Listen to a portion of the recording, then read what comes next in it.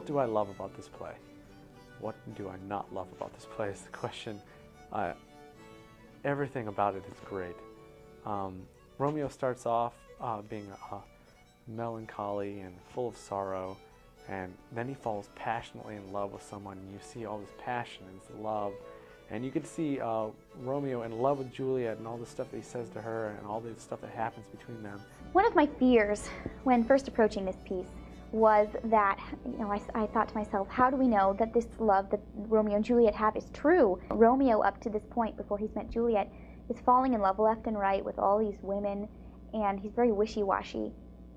But it's built right in the text. Shakespeare puts it right there in the text.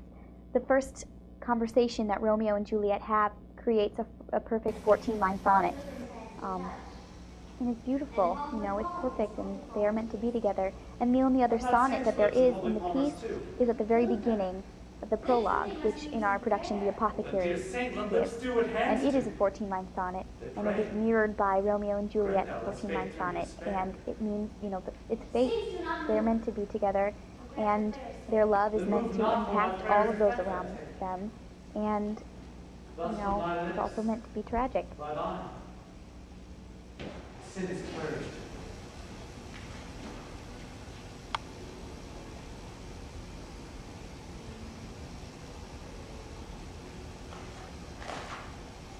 And how loads the sin that they took? Sin from my lips. My trespass greatly urged. Give me my sin again.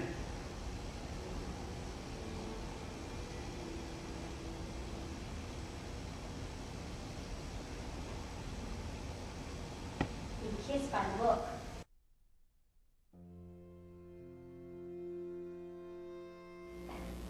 I think Juliet at first takes for granted that the Montagues are her enemies.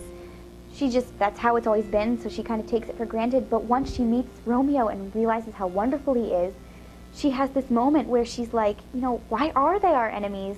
What makes them different from us? I don't really understand. Why does it have to be this way?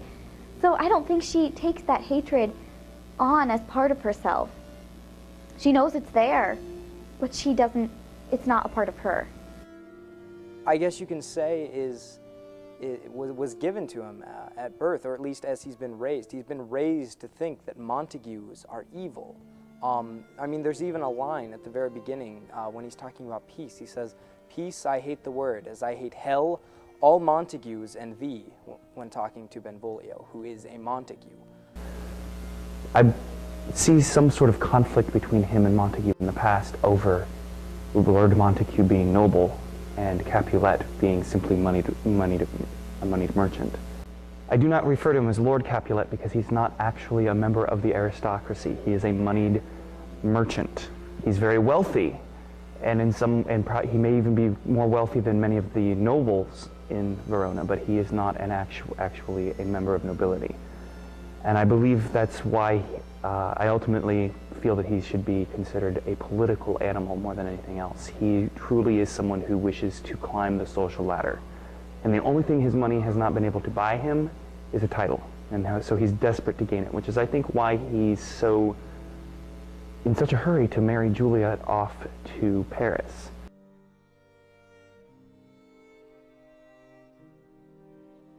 Juliet isn't very close with her parents. Her mother hasn't really been around for her childhood, and I don't think back then the fathers had that big of, a role in their daughters' lives, except for to maybe decide who they're going to marry.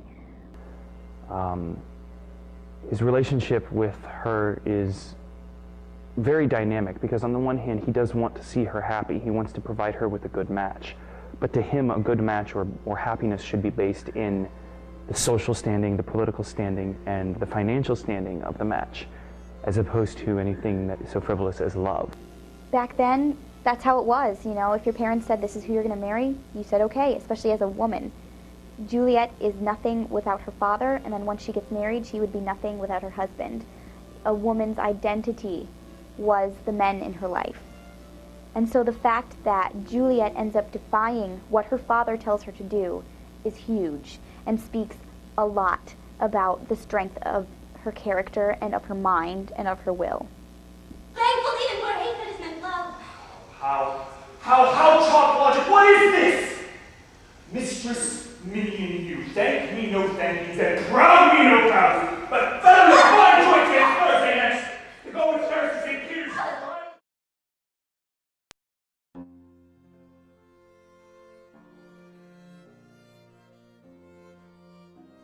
The character of Tibble is stereotypically portrayed as a villain, or at least thought of as a villain.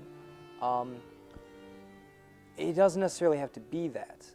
Yes, he is the antagonist in many cases, or at least he portrays, he is the portrayal of the antagonist, of the family feud between the Montagues and the Capulets.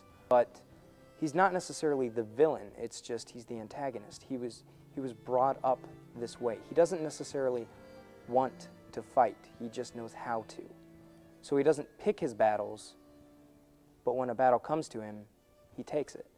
And I believe that is the way that I'm portraying Tibble within Romeo and Juliet here at Ashland University. He's got all this hatred and all this fury built up against Romeo that he just has to let it go. And he not necessarily let it go, but he has to do something with it. And thus, in the next scene, Tibble confronts Romeo, and it ends in a battle, and it ultimately ends in his demise after he slays Mercutio. So, through his rage, he really destroys himself, and he destroys another person through it. We made the fights to tell a story. We made the fights so that the audience would have fun watching them, and then at the same time, be concerned for all of the characters. There are a few instances where we really hope the audience will say, was that supposed to happen? Even though they may have read the play more than once, numerous times. We really wanted to give the audience just a sort of different perception towards the fights, or at least towards the story even. Romeo and Juliet is almost a comedy. The fights sort of emphasize that. A lot of productions make the fights out to be big, serious battles, and in some circumstances they are. The fight between Romeo and Tibble is very serious. The mass battle itself is quite humorous. We start the play off in a humorous way. The idea behind that is that they're not necessarily fighting because they hate each other. There are a few people who start the fight, they catalyst the fight into a big battle, and it starts from hatred, but all the people that are drawn into the battle are not necessarily fighting because they hate each other, but they're fighting because it's something to do. Any general Shakespeare play, you have to consider the fact that, like you said, you have a little dancing, you have a little fighting, you have a little lovemaking, you have a little street scene, everything, it's all encompassing. It's very much like life.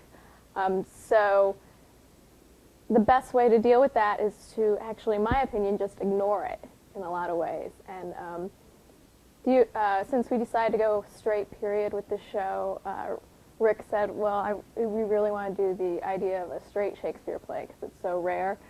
We just went straight from there, and the fact that we all do all these things in our everyday clothes, regardless of what time it is, you start with the real clothes and then modify as need be. General fashions of the period. Men, as we lovingly call them here for fittings, are more or less in dresses and tights. Tunics, houppelons is another word they use, the longer dresses. Women tend to have a higher empire waist, bodice, and full skirts. Very beautiful, very elegant, long hair, shaggy. Actually, the hair of the men is very similar to the hair of most college kids today. A little unkept, fairly romantic.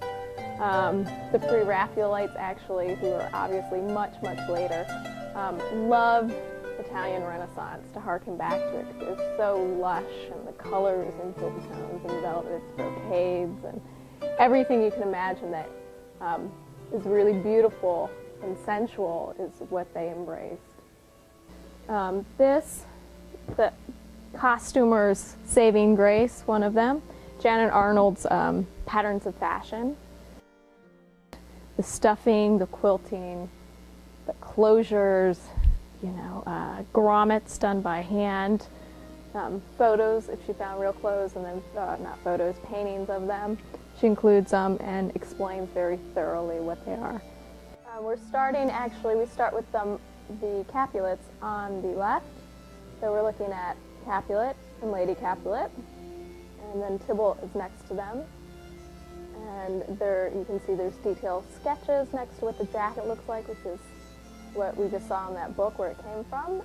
And below them are the swatches for each costume. Next we see Juliet going from her first costume to her nightgown to her third costume.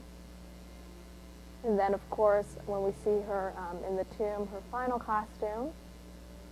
And then on that same sketch, we see Romeo starting from the end when he comes to the tomb. And then working our way back through the play at the ball in his first costume, and then his parents, Lady Montague and Montague himself. The Capulets I stuffed with a lot of reds and golds and a little bit of green, and the Montagues I used blues and purples. So we actually began with Juliet in red and Romeo in his blues, and by the time we get to the end, we actually try to do away with the majority of the color. We kind of mute all the colors so they're much more neutral, because they've blended both families. This role has definitely challenged me as an actor. I've never actually been in a production of a full production of Shakespeare. I mean, I've done scenes and stuff like that in class, but I've never actually been in a show, and I've always wanted to be in a Shakespeare show. So this has been a really exciting time for me. At the same time, it's been a huge challenge learning all these lines, and not only that, but studying and living with the lines and really getting to know the words and what Shakespeare wanted, which is so much, which is why it's a challenge. There's so much that needs to happen within the character of Romeo, and I really hope that I'm able to do it justice, because it's just so much. I've been doing shows here for a long time, and I am honored with the time I've spent on stage here, and I am blessed that this is my last show. I think it is going to be something very impactful because of the message. And I am just in awe of the fact that I get to bring this message to the people. It's such an important message, and it's such a beautiful story, and it's such beautiful language. It's just the perfect show. I mean, it really is. And I'm just so excited and so happy that I get to do it. And it's a great note to go out on, you know. Juliet, it's great. And I will miss Ashland University, and it has taught me so much, and I have grown so much in my time here, and I am honored to be able to give this back.